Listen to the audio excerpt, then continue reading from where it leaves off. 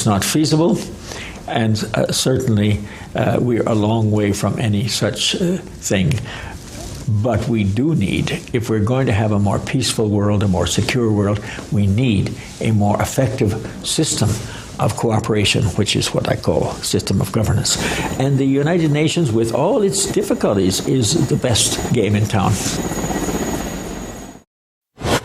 For those of you fortunate enough not to be acquainted with that face, that is Maurice Strong, Canadian globalist extraordinaire, and the man behind more United Nations-based and general international environmental sustainable development organizations than you can shake a stick at, and a card-carrying member of the oligarchy handpicked by David Rockefeller at the ripe young age of 17 years old to become a Alberta Rockefeller representative, and made his millions in the Alberta oil patch by the time he was in his mid-20s, with plenty of Rockefeller help.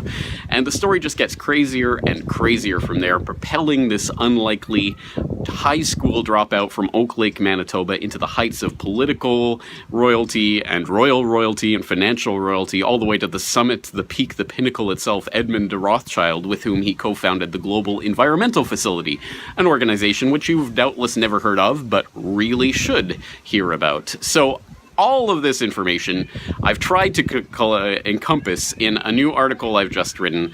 It's going to be linked right here if you're watching this on YouTube, so you just click there and you'll go straight there. No fuss, no bother.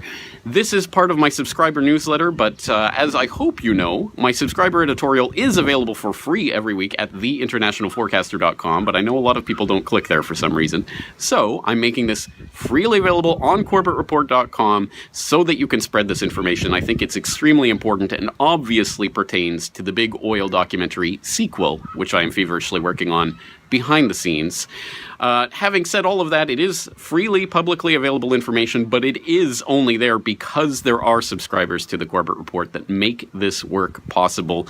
If you are not subscribed, please consider subscribing for as little as $1 a month. Not for secret access to secret information that you get as a subscriber, but because you want this information to be publicly available and you want to help me make it possible. So I do need your support in that manner.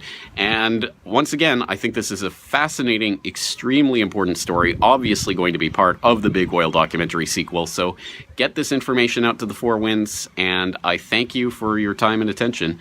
That's going to do it for right